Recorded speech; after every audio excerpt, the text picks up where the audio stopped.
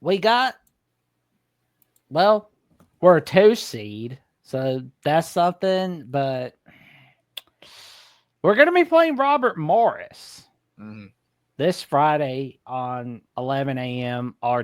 Central Time, of course. It's going to be on True TV. And maybe it's just me, but I'm feeling a little bit nervous because we don't know if we're going to have Grant Nelson back, because we got an injury update from our guy, Nate Oates. Well, he says he's going to be back for Friday. We're hoping to get him back. But we allowed an SEC tournament record high 104 points against Florida. That was bad. Yeah. I mean, we don't know if Alabama would have won if Grant Nelson didn't get hurt in this game, but I know for sure it would have been closer. And you never know, maybe, that they could have pulled it off. But absolutely they need him back for the tournament. I mean, it could be one of those deals where you're like, well, it's Robert Morris, let's sit Grant Nelson, make sure that he's 100% healthy for their next game, but you don't want to overlook any opponent. Robert Morris, and it might be a 15 seed, but 15 seeds can win. And if Alabama's not playing, their best defense, you never know anything can happen. I think it is positive that Nate Oates is saying, like, yeah, we're looking to get him back. It looks like he's going to be back. That's a great sign, but you don't know how healthy he's going to be until he's on the floor. If he comes out there, like, will he look close to 100%? Because you can have a guy out there on the floor, and if he's only 70% or 60%, then it's almost not even worth having him on the floor. Like you have to have a guy at least 85, 90%. Or it's just not worth having him out there because he's not going to give you nowhere near the type production that he does on both ends of the floor. So best case scenario for Alabama is either he doesn't play against Robert Morris, can get healthy over those next couple of days, and he's ready for the second round, or that he's already good to go for Robert Morris and that his knee injury is not severe. He'll be fine against Robert Morris, and that will help ease him back to being ready for the bigger opponents that Alabama will have the rest of the way if they get by Robert Morris. So, yeah, it is disappointing they didn't get a 1 seed, but we knew that the only way Alabama was probably going to get a 1 seed is they had to beat Florida because that was the team that they were in competition for a 1 seed. And since they didn't, that cooked their chances. There's just no way that they were going to get a 1 seed after that. So they've had a heck of a season. And hopefully, we can add a lot more wonderful moments in March Madness to this incredible season so far. Maybe a Final Four run. Maybe even can get to that, elusive national title. That would be fantastic. But I think their draw, at least in the first round anyway, it's fine to be a 2 seed. It's not the end of the world. But Alabama's definitely going to need Grant Nelson back and to play with high energy all the way through the tournament if they want to have a shot to go far. Yeah, like personally, I would just kind of let Grant Nelson sit on Friday and just kind of like, let's do the work for him, boys. Let's go to work against Robert Morris. Then we await the winner of St. Mary's Vandy. I mean, I think honestly, you could do it where it's like a bit of a, he's in like a break in emergency, glass type deal, where with Grant Nelson, where you don't rule him out against Robert Morris, but you don't play him unless he's needed. Like if they're playing Robert Morris and they're blowing him out, then he can stay on the bench. But like if it's like a 10-point game, or a 5-point game or whatever, something like that, late, middle of the second half, Bama's kind of struggling, Robert Morris is making a push, maybe you bring him in. But I agree. I mean, that's kind of my thought processing though. Like, don't play him unless you have to. I mean, obviously you'd prefer to play him because you want him to get reps. You want him to get back in game shape. I mean, he's not going to really be out of game shape, but still a little bit of rust from being, not really being out, a little bit hurt, a little bit. So you want him in there, but you also don't want to, force him back too early and he hurts his, knee even worse. And then you miss him for the more important tournament game. So I think definitely it would not hurt if they sit him, but it would be great if Alabama could just, beat Robert Morris without him, which you think that they could and should, but you never know. So it's going to be interesting. Definitely something to monitor. Yeah, I mean, because like we gotta keep an eye on it, because like if he's we don't want him getting hurt any further against like Robert Morris. It's like don't come in unless you're absolutely sure that you're 100%. Yep. That's what I say. Just like tough it out for a bit. I mean, you're not having to play Duke yet. So don't worry about that. It's like, oh God. Like, I'm already getting nervous thinking about that going against Duke, but just get through the round of 16. Maybe Duke will lose. You never know. Maybe they'll fall out by the wayside and we won't have to worry about it, right? Well, I mean, I hear from the AC Network, Cooper Flatt's kind of like Steph Curry. It's like, they're not even the same position. I mean, I know, Cooper right? Flagg's closer to Christian Laettner than Steph Curry. Tell that to those guys. I'm just saying, like, he's not even close. Or Larry Bird, something like that. Like Cooper Flagg's incredible, but he's not Steph Curry. Maybe I've been sleeping too much, but I don't think Cooper Flatt's from a Cinderella team. Last I checked, Duke's not a Cinderella team in college basketball. No, but everybody thinks their team's a Cinderella team, right? Yeah. I mean, we kind of had a case and an argument for saying like Bama was kind of a Cinderella team a couple of years ago when we were, hadn't been good and we were suddenly making runs now with Nate Oates. But now we're kind of like, we're here to stay, So it's not as big of a surprise. Obviously, if we won a title, then that would be crazy and incredible and new to the program. But it's not really a Cinderella run anymore like it was before. Well, and too, honestly, I feel we're kind of like Florida basketball, where Florida had Billy Donovan. Whereas, like at first, when Florida had Lon Kruger, they were like, they're just making a Cinderella run. But then Billy Donovan shows up, gets him a couple natties. Like, oh, okay, now I'm taking this school seriously. Yeah, that's the way it works. I mean, it's kind of like UConn. Like, you had Jim Calhoun, and he won all those titles, and UConn was, seen as a program like, hey, they're legit, one of the better programs now in college basketball.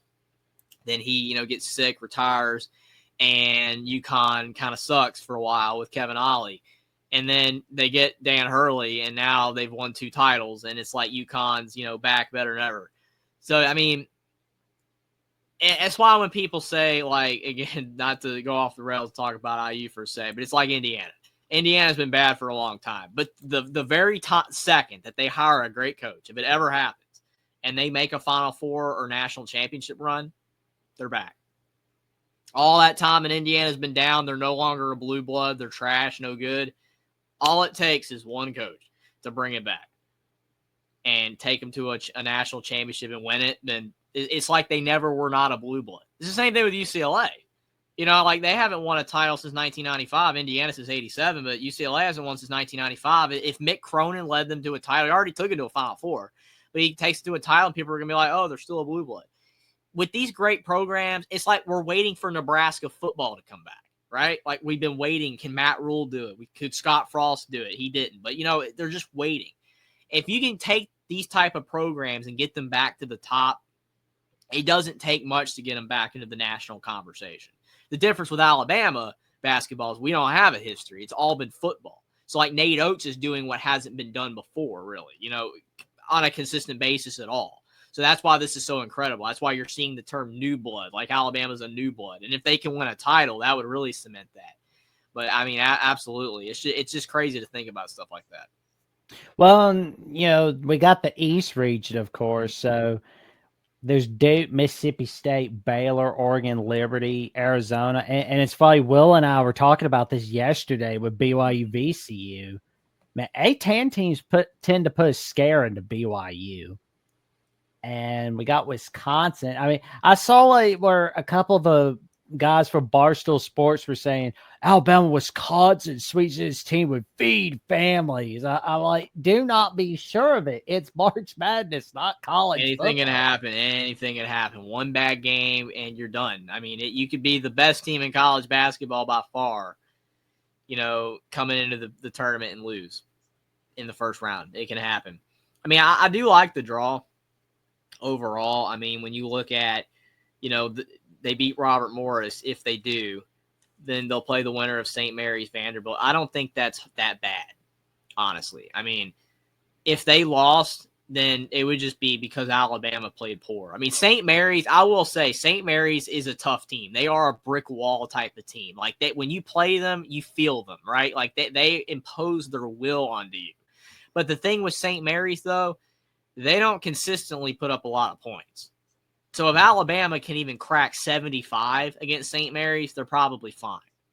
And then you look at Vanderbilt, had a good year. Mark Byington, the former James Madison coach, had a really good run with them this year, but they had a very weak non-conference schedule, and they just won enough games to get in. It's kind of ironic. You know, you talk about this 14-team SEC, you know, not to go too far off from Bama, but this still relates because it's the SEC. But when you talk about the 14-team SEC, you know, like what we got right now, all 14 of them got in except LSU, South Carolina. When you look at these bubble teams, all of them they got like one or two big wins, and that's why they're in. You look at Arkansas. What was their big win? They won at Kentucky, right? Mm-hmm. You look at Vanderbilt. They beat Tennessee. You look at Georgia. They beat Florida. You kind of seeing a pattern. Texas knocked off A&M in the tournament, in the SEC tournament. All these bubble teams, because there were so many great teams in the SEC, you really only had it to knock off one big one or maybe two, and you were good. So when I look at Vanderbilt, the vast majority of the season, they were just okay. But they got a couple big wins. Could they knock off Alabama? Yeah, sure, they're conference foes, but they're a significantly inferior team too. So I'm just saying, like, I think as long as Alabama plays good basketball, anything can happen. They could get upset. But I think this is a good draw to me to start out. Like, down the line, it's always going to get tough. But I think that path to the Sweet 16 is not that bad for Alabama as long as they play well. They can't choke, but I think it's pretty solid. But that's my opinion. Well, we can't let our defense go to crud like we did against Florida. Thank goodness Florida's not in our bracket. Yeah, and those teams are nowhere near as good of an offensive team as Florida either. Nowhere close. So. Yeah, because like it would be nice to see Alabama make it to a Final Four again, but it's just like last season we didn't need to be a top 2 seed to get to the Final Four. We were a 4 seed, and the last couple times where we were a 1 or 2 seed, that didn't seem to work out for us. We lost in Sweet 16. Not saying that's gonna happen this year. No, nowhere near. But it's just a little bit gun shy. Because those last 2 times we were the top 2 seed. Yeah, it's absolutely true. I mean, it's like Purdue and Virginia when they lost to the 16 seeds. You know, they had apprehension the next time around, but then Virginia won it all the next season, and Purdue went to the championship game. So, you know, in the case of Alabama, you know, it's revisionist history. You're looking at what they've done in the past, and it could very well happen again. Bama just can't let it happen again. Like, don't let it happen. Like, you're a 2 seed. You've got a really favorable bracket to start out. Take care of business. With or without Grant Nelson, but hopefully with Grant Nelson, that will increase their odds of making a run, and hopefully they can at least make an Elite Eight or Final Four, but hopefully they can go all the way to the championship game. Yeah, that would be pretty cool. And so, and I call the Midwest region the choke region because, I mean, everybody on there chokes at some point. Yeah, Tennessee, you know, Kentucky's fallen apart a lot of years. UCLA, I mean, they had the Final Four run, but other than Houston, Purdue. Yeah. It's going to be interesting. I'm interested to see if Gonzaga can make a Sweet 16 this year. Like, then they say it's been 9 years in a row they made a Sweet 16. They made 9 consecutive Sweet 16s. Can they do it again now that they're not a protected seed? Like, they're an 8 seed playing, you know, Georgia.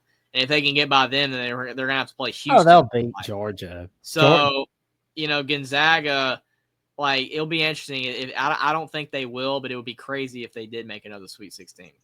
Oh, that would be nice, honestly.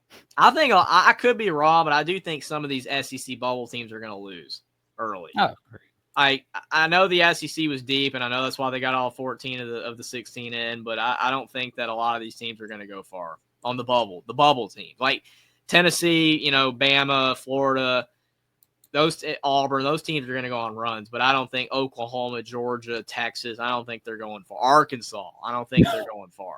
I just don't see it. Oh, we're going to see Arkansas St. John. We're going to see Arkansas St. John.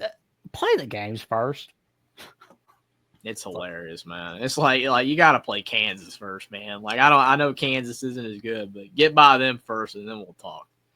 I know, right? It's like it's just too funny. Mm.